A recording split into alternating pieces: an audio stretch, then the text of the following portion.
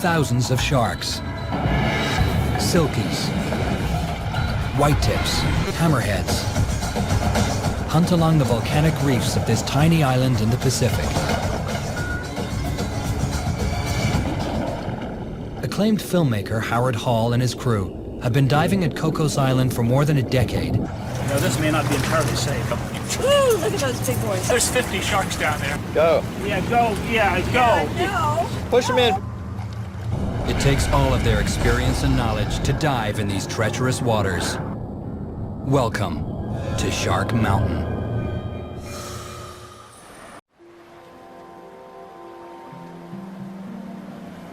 The beach, San Diego, California.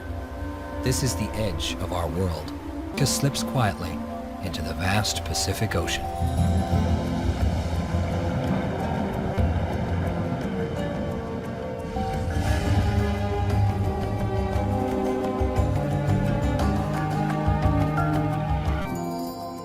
It's no place for humans out here, but it calls to us all the same. Yet only 1% of the ocean has truly been explored.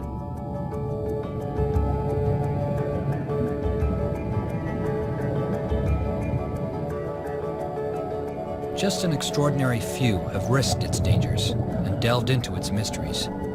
Two of them are Howard and Michelle Hall. Their hours underwater, in the most remote places on Earth, add up to years. After more than 50 films, they're in the business. But even for pros, the work of exploring begins on the phone. Weeks, 3 weeks of diving. No, I never said 2 weeks. It's always been 3 weeks. As Michelle tackles the logistics, Howard organizes the gear, and he never travels light. 2 cameras and nearly 40 cases of equipment must all be packed and shipped to one remote location or another.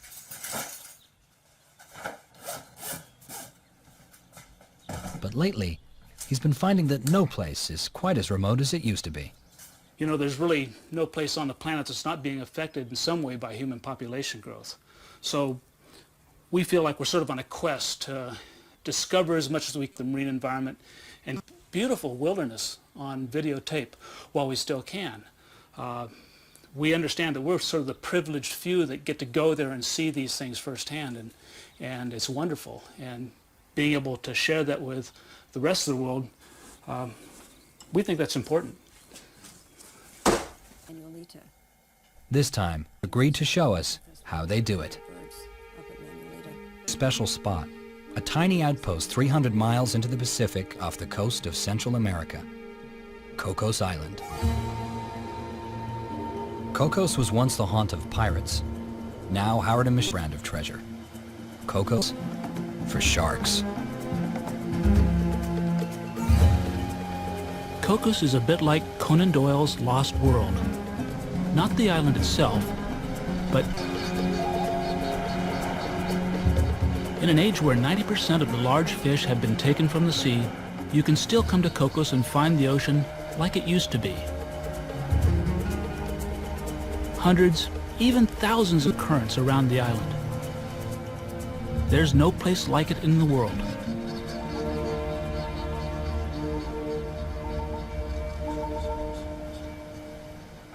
For some 10 weeks of filming, our home will be the research vessel Undersea Hunter, boat, but with your crew. Besides, your life depends on them. Bob Cranston and I began together off the California coast, and with me ever since. His skills are extraordinary. Peter Craw spent years as a dive master in currents that sweep past the island. I'll be relying on Peter to keep us out of trouble. Michelle seems an improbable undersea explorer. 100 pounds, she's undersized for the heavy diving gear she must carry. In addition to organizing our expeditions, Michelle, underwater still photographer, naturalist.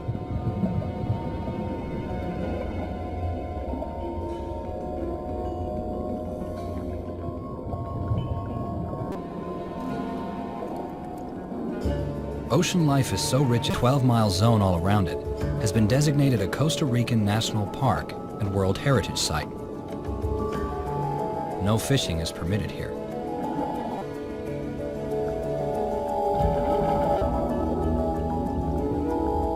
Many of the large animals at Cocos are visitors, but most of the smaller species are like this pair of courting pufferfish.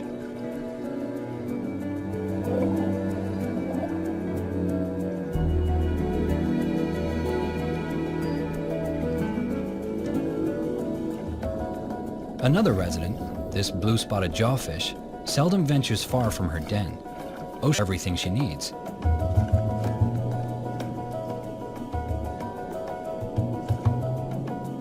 Because of these currents, almost every inch here is covered with life. Cocos both spectacular and dangerous.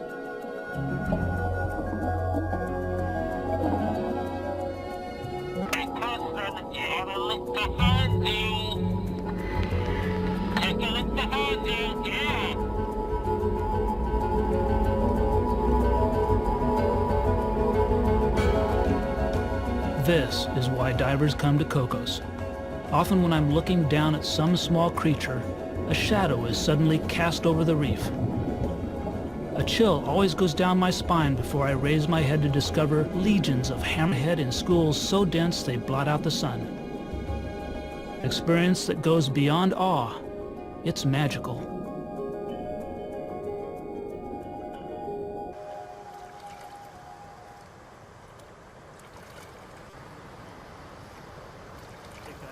Howard and his crew don't rely on ordinary scuba here. Instead, they use a more sophisticated system that emits no bubbles and won't run out of. This is the diving gear we'll be using for the film. It's very different than standard scuba equipment. This is a closed-circuit mixed gas rebreather, and it's very similar to the systems the astronauts use when they're in outer space. Basically, it takes the gas that you're breathing, purifies it, and recycles it. Just rebreathe it, hence the name rebreather. This thing makes filming wild efficient underwater. It's very, very silent. It allows you to get closer to the marine life, and you can stay down for very long periods of time. Besides, it's got communications in it. So this is the push to talk. Kind of marbles in your mouth, but Howard can understand me. I can easily understand him. Nobody can understand us.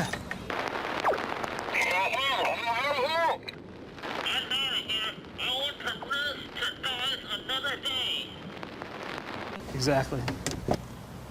And that's it.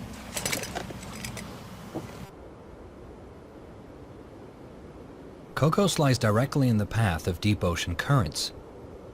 Their collision with the island can churn the waters into an undersea storm.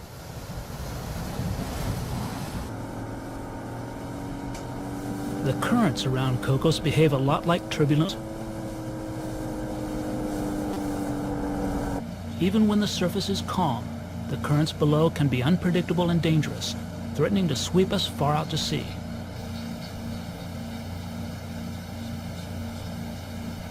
But there's no way around it. The most exciting dives are usually where the currents are most treacherous.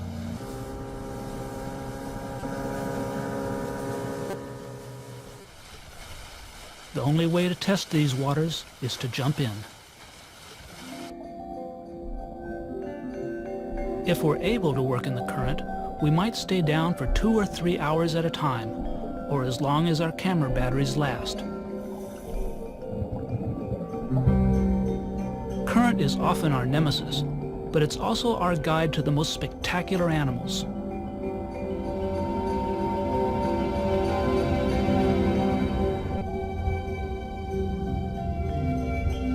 Eagle rays fly over the reef. But to feed, they drop down on the deep sandy plain and scan for animals hidden beneath the surface. Howard stops swimming and starts walking. I often take my fins off while filming animals in the sand.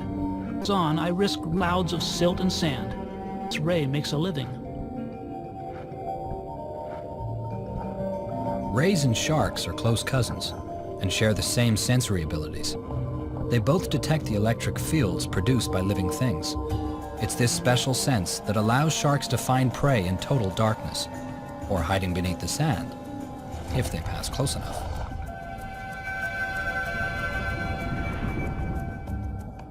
Camouflage won't work unless it keeps perfectly still. But camouflage helps the flounder ambush its own tiny prey.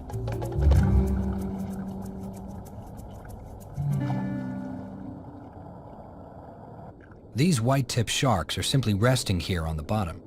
But when they hunt, extraordinary senses come into play, good in low light, but their sense of smell is far more powerful. They can also track prey moving in the water by following subtle changes in water pressure.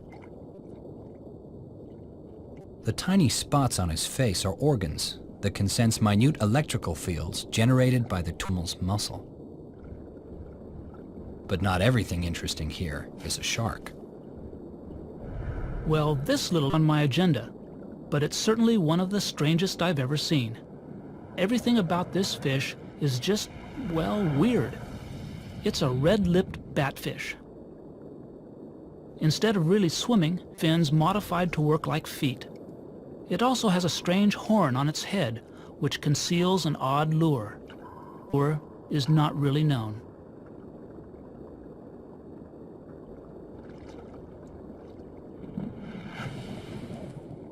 This is the weird-looking fish I was hoping to find. It's a frogfish, pretending to be a harmless orange sponge. Like the batfish, it uses its fins more like feet.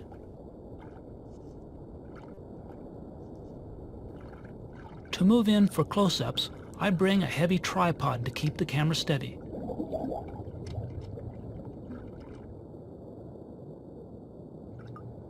The frogfish is to deploy its second trick of deception. It attracts prey with a tiny lure it uses like a fishing pole attached to the top of its head.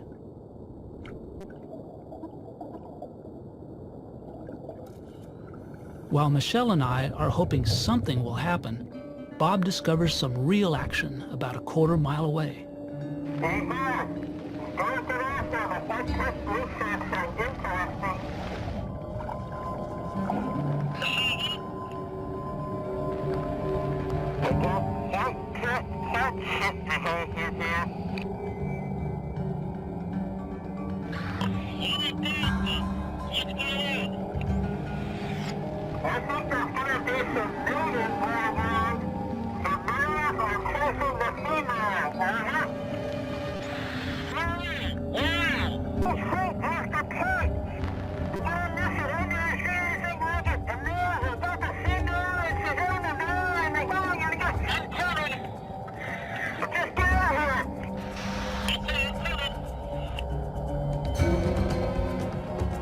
A swarm of male white-tipped sharks were attacking a single exhausted female. It's one of the courtships in the animal kingdom.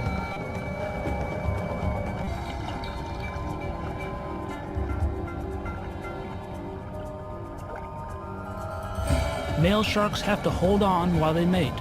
They can only do that with their mouths.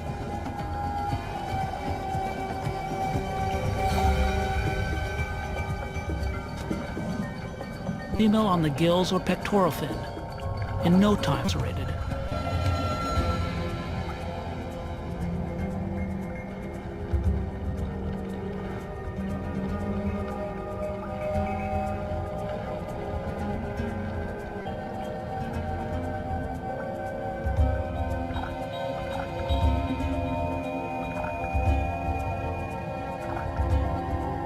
In 35 years of observing and filming sharks, I've seen courtship behavior only 4 times, and never have I seen the entire act, start to finish, and at such close range.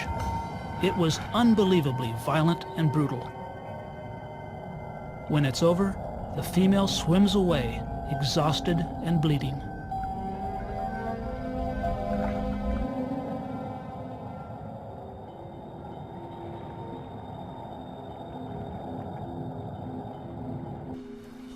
More peaceful place.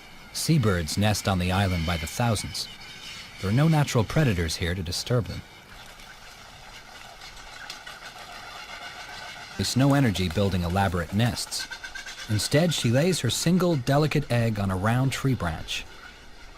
It's an incredible balancing act. Stake, and the egg will fall.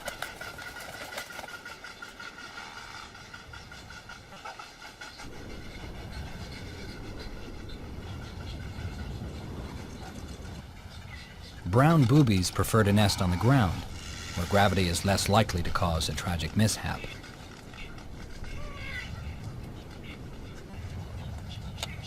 Prefers to nest in low-growing trees, where they raise down-covered chicks. But this idyllic island life is only half the story. All these birds make their living from the sea, eager players in a truly violent event. Howard and his crew call it a bait ball feeding frenzy. Beneath the diving birds, predators herd a school of greenjacks and triggerfish into a tight ball, pin them against the surface. The fish are attacked from above and below. The crew takes turns on lookout for birds beginning to gather.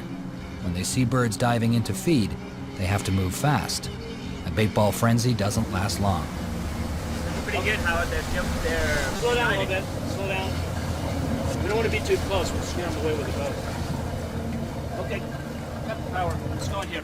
Just, if it's good, I'll go off the lights. Let's go.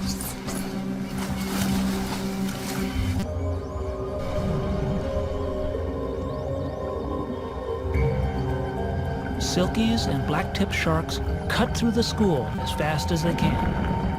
Yellowfin tuna streak in like missiles, attacking at incredible speed.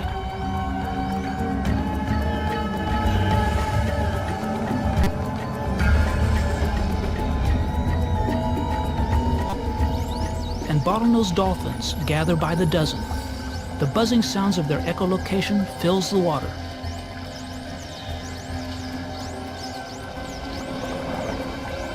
Careful not to get too close to the frenzy and risk being attacked by the sharks.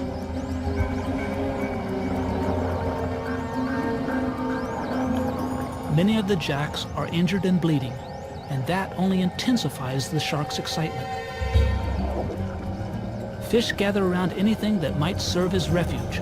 They even gather around the sharks themselves. Some fish begin gathering around us. It's not a good thing.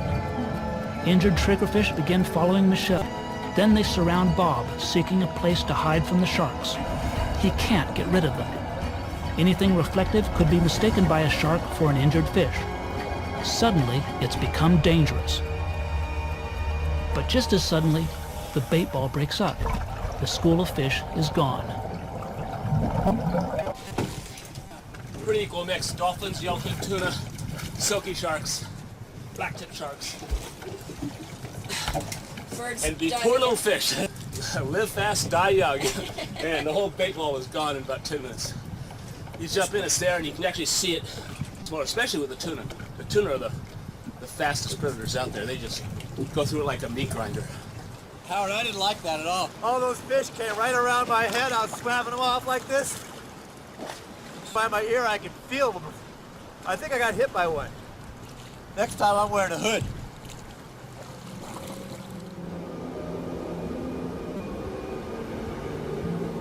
The weather at Cocos is as turbulent as the sea.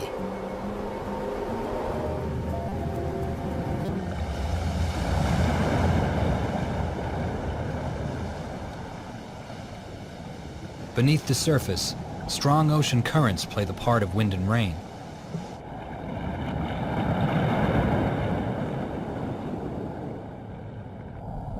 As the currents collide with undersea escarpments, they rise and swirl around the island.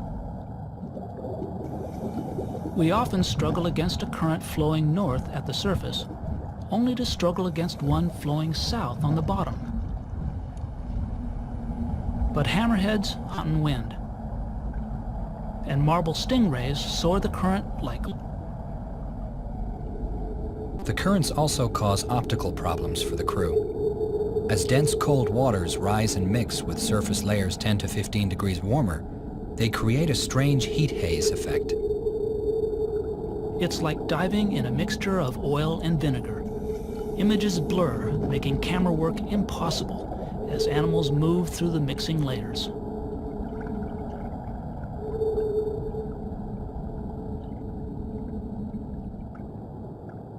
But it's current that brings life to Cocos. Garden eels never leave their burrows. They rely on current to deliver drifting planktonic prey. The plankton, nourished by this cold, nutrient-rich water, is food for many species of fish here. as well as some of the ocean's most spectacular leviathans, the manta ray.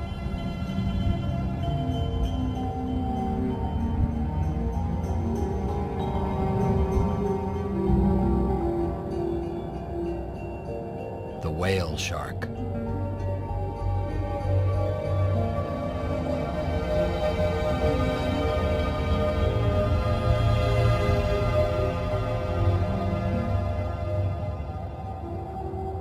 The island's reefs provide another place for fish to feed. Schools of Moorish idols swim over them, tiny sponges.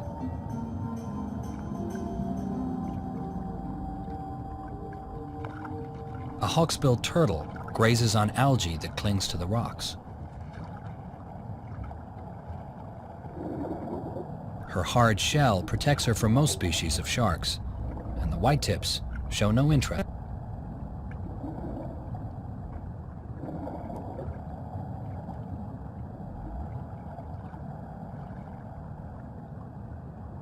The hawksbill finds a sea cucumber to eat. To me, it seems even less appetizing than algae. A sea cucumber has the consistency of rubber, and I suspect it doesn't taste much better. But the turtle seems to like it. Suddenly, I find myself being pulled away. The current has struck again. Come on, Hans. Get over here. Like the turtle. The boat anchor has broken loose from the reef, pulling the movie light cable off station, and me away. Hey, the turtle doesn't want Of course, the turtle doesn't care.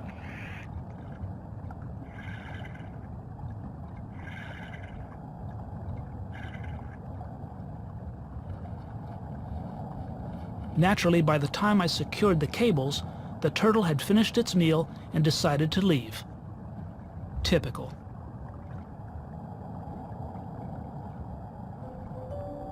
Fortunately, Bob was there to get the last shot as the turtle ascended through a school of hammerheads.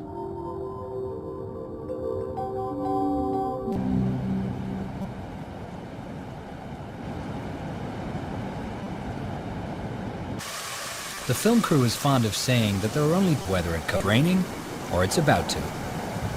The island receives more than 24 feet of rain each year. Oh man, it's getting wet faster than I thought. It's raining. Yeah, this yeah. These water absorbers are getting wet before you even get in the water.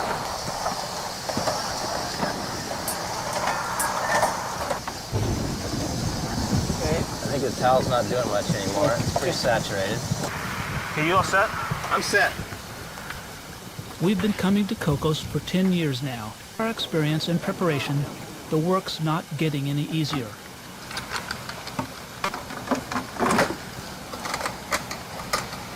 I know this place gets 24 feet of rain a year, but I don't know why it has to all come down the same day. Because we're here. I think all this mud will drift away in the current. The fact is, some of the creatures we've always counted on here are becoming much harder to Cocos is changing, and I'm beginning to worry about it.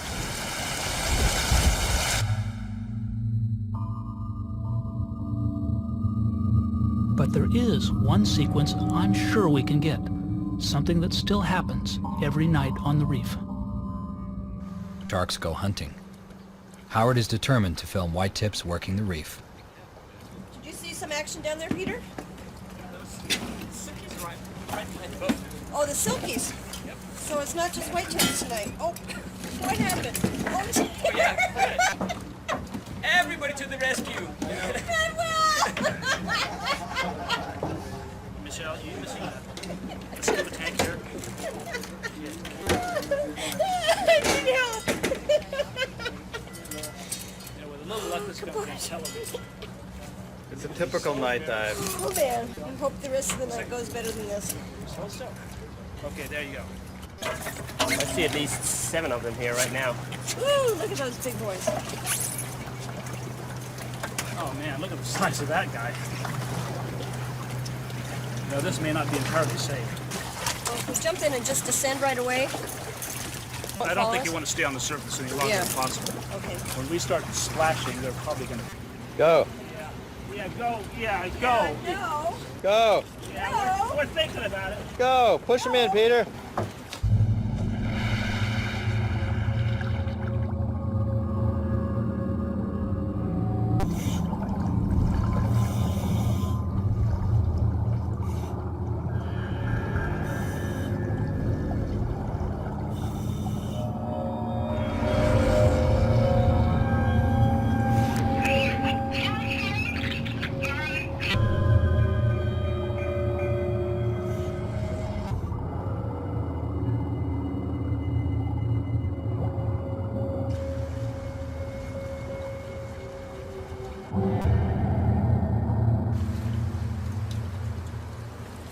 I didn't like.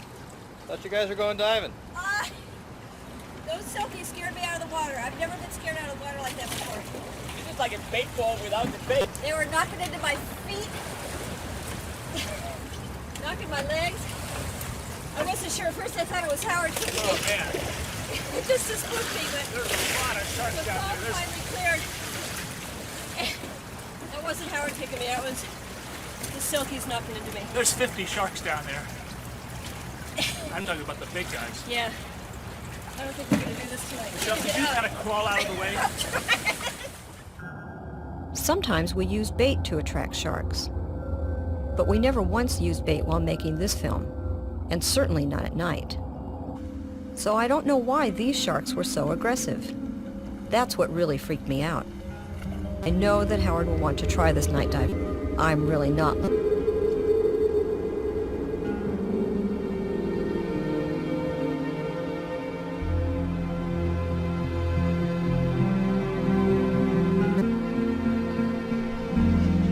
The next day, they try filming animals a bit less threatening than sharks. One of our goals was to develop a time-lapse system for capturing high-definition images of animals that move very slowly. The system was developed largely by Peter, and this will be our first dive to test the camera.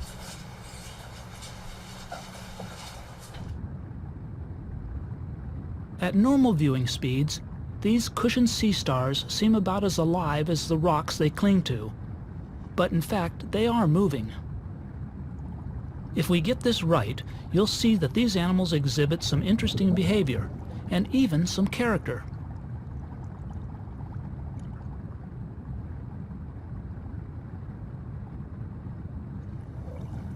It's all set up. Now we just wait. When we speed up the action, you can see that these animals' personality. They twist and even glide over the reef. Cushion stars feed mainly on algae, and we've discovered that they graze across the sand in a very organized way. They form a front that's continually on the march. But some of the stars appear to be injured. I couldn't imagine what might eat a cushion star. They're about as tough as an old tennis shoe.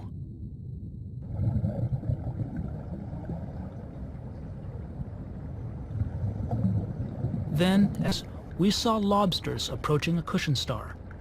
At first, they were scared off by a shark swimming overhead. But it soon became clear what was happening. Lobsters are nocturnal. During the day, they stay close to their dens. They may be afraid to venture out for something more interesting to eat, so they pick up a cushion star and start gnawing on the legs.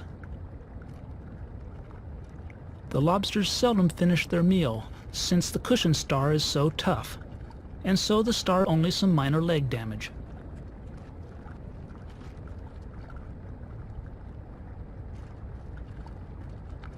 And cushion stars aren't the only daytime snack the lobsters indulge.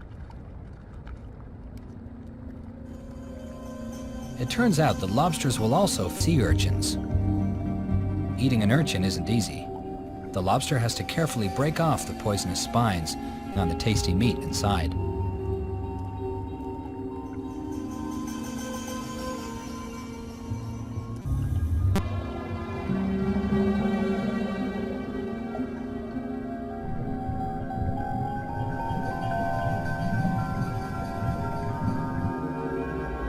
Most underwater animals have more respect for Baby cardinal fish are hiding in this forest of spines for protection from predators.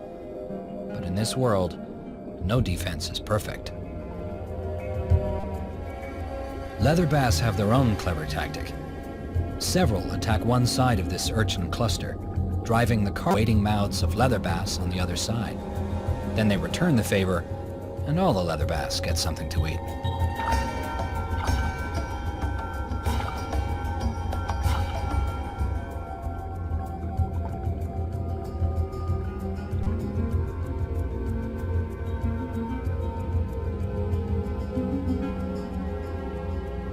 But a brush was trouble for Howard.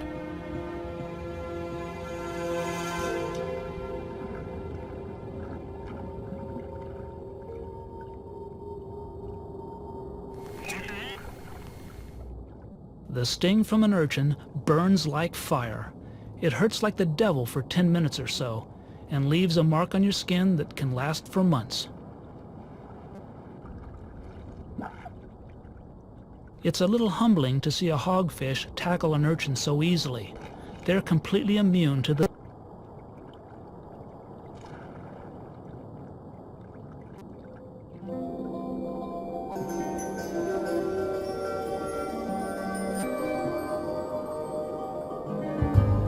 On the reef is often thought to be eaten. And though predation is a big part of what happens down here, it's far... Life down here is amazingly complicated and sometimes surprisingly gentle. We've observed that courtship between male and female, simple act of mating. Big-eyed jacks pair up every evening and swim together for hours. They're a pair by displaying contrasting colors. And these more gentle behaviors even extend to relationships between species. Courting jacks descend to the reef and are met by yellow barberfish. Although barberfish are perfect-sized prey for the jacks, instead, the barberfish pluck parasites from the jacks. Even the fiercest predators of Cocos will engage in gentle cleaning.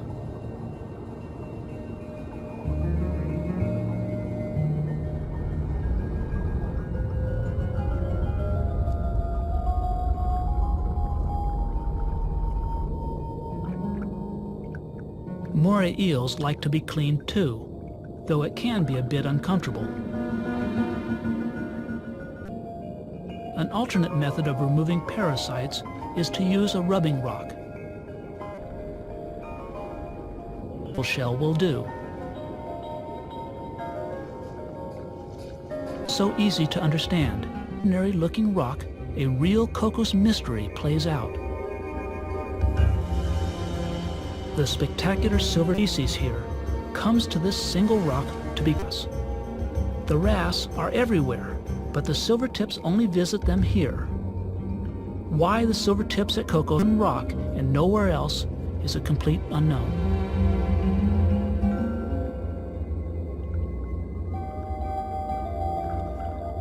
Silvertips were never common here, but in recent years the numbers of all sharks seem to have declined.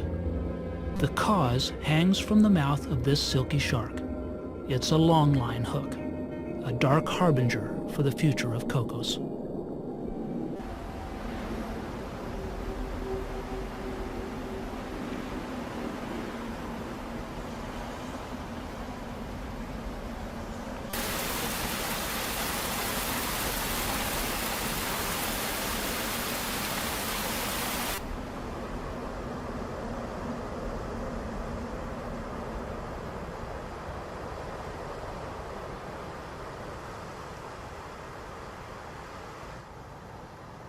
Fishing boats have anchored at Cocos. Fishing is illegal for a 12-mile zone all around the island. But 12 miles swim for a migrating shark. These boats and others like them kill dozens of sharks every day. But Howard's work continues. He and the team have just one more week to capture the story of Cocos.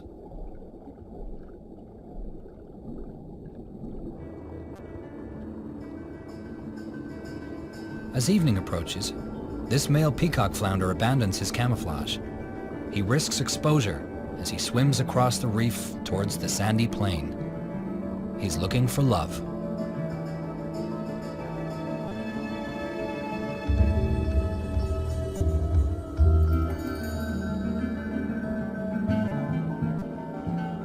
Once he spots a female, he begins an elaborate courtship that lasts more than 30 minutes.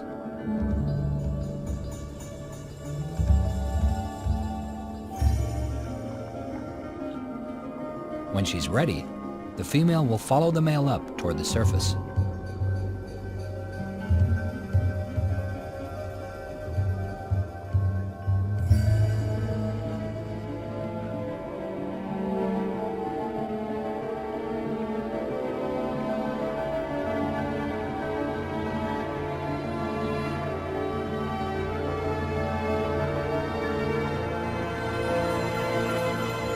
They simultaneously release their spawn.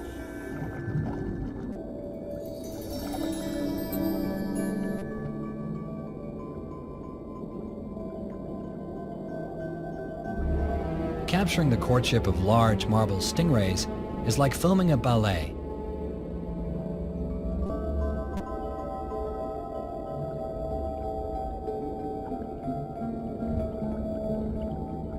The dance of the marbled rays is certainly the most beautiful courtship we see at Cocos. Dozens of males pursue a single large female, most of the time to do with her gaggle of suitors.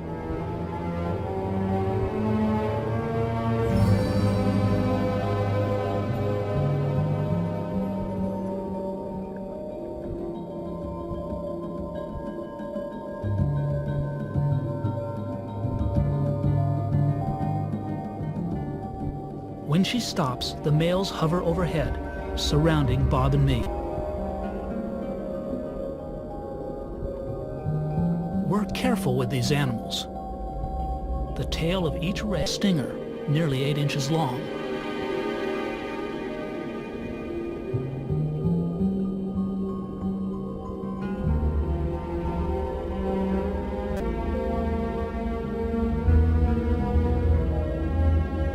Constantly bumped and nibbled at by the anxious males, the female begins moving again. The procession resumes, gliding gracefully.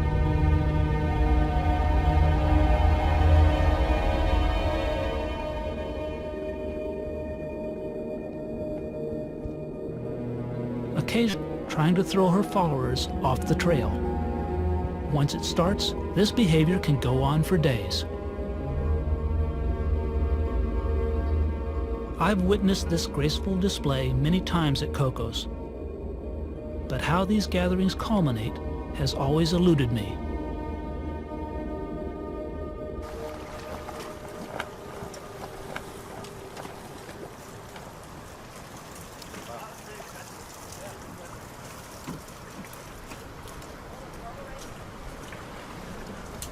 I'd like to get one pretty good shot of that leaving. That's all. Thanks. You just The bobble race going to be there tomorrow? I hope so. I'd love to see actually what the mating looks like, because I've never seen that. All the time we've seen the marble rays, you know, doing these aggregations. Many males will come up off the bottom when you're hovering them up like to investigate, and I think maybe they think you're a female up there. Right, yeah, you know, and then they come up, and so maybe that the mating actually goes on near the surface. So when she's ready, maybe she just ascends and all the males come up. I'm only guessing though, I've never seen, you know, the actual act. The dive masters here have seen it. They've seen them? Do they go up? They've seen it, yeah. The female comes up, males come up underneath, belly to belly, and then it's sort of like the white tips. Once one is done, the second one comes and takes over. Wow. And then she takes off. I'd love to see that. Our time at Cocos is rapidly coming to an end.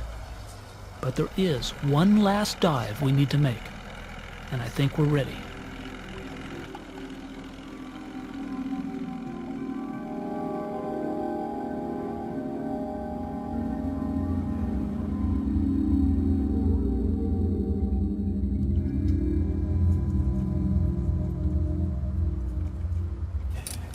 Here we go. I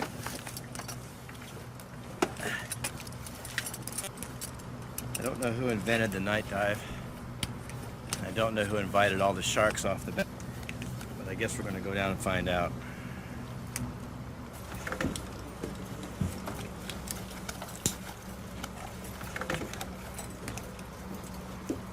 The silky sharks will probably stay. There's no bait in the water, so there's no reason for these sharks to bite. I just need to get down quickly, down to the bottom where it should be safe. Okay, ready?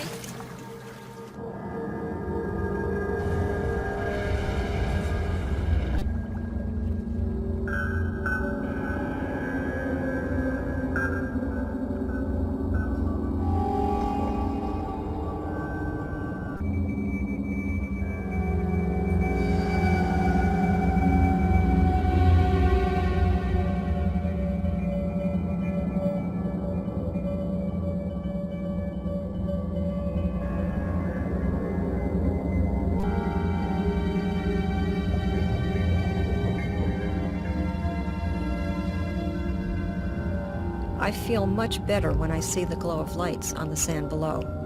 Are staying well above us now, as Howard begins leading us across the sand and toward the reef.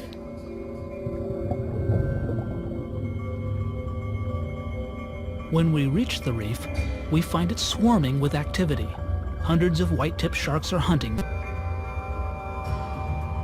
No bait was used to cause this gathering. Like the leather bass attacking spines, these sharks have learned the advantage of hunting together. The shark to dive into the reef at once, but with each attack, only one shark emerges with a fish.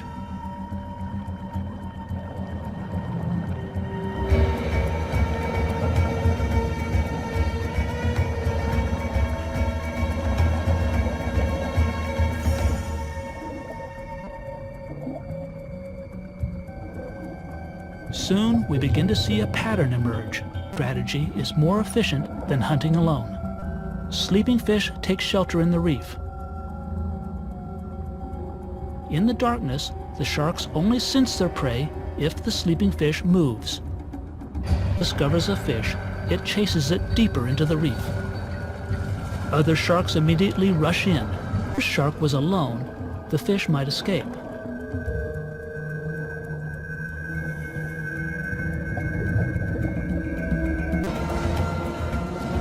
But when the sharks hunt, the fish often blunders into the waiting jaws of another shark. As a pack, the sharks are more successful.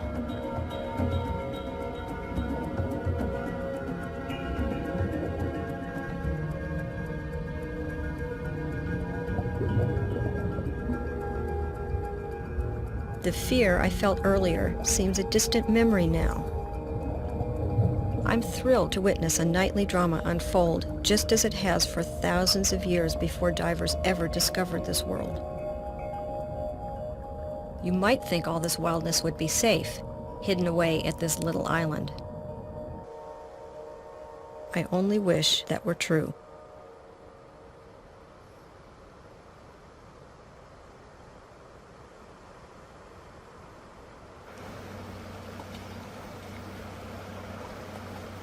We're at the dock here in Punta Arenas, where the undersea hunter ties up between trips. And right next door is the Taiwanese fishing fleet. You can see these long-line fishing boats here, 40 of them tied up at this particular dock, and there's numerous other docks here in Costa Rica. And it's all rather secret because they don't really want the bad publicity that comes with the outrage over shark fishing. They recently put this wall up here so that people like us couldn't film the operation of them offloading the sharks and processing the sharks. It's all sort of out of sight and therefore out of mind. But this is where the sharks are going. Every night these boats go out, set literally hundreds of miles, and the sharks that migrate up and down the coast of Costa Rica and migrate to and from Cocos to run the gauntlet through these long lines. And of course, many of them don't make it. It's a very sad thing. I think that filmmakers like myself were perhaps large numbers of years ago. There was so many more sharks than there are now that it's really alarming. And I know that 10 years from now, especially with the constantly increase of these fishing fleets, a cameraman's not going to be able to come out to Costa Rica and film sharks. They're just going to be all gone.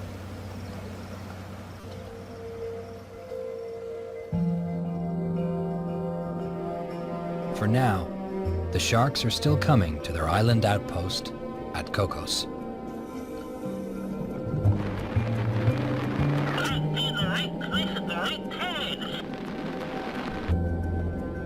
For 400 million years, sharks have outlasted dinosaurs and ice ages, but humans will prove to be their greatest challenge. Yet the deep ocean still offers them a chance, a refuge beyond our reach, a last retreat in its dark blue, mysterious depths. This nature program is available on DVD for $19.99.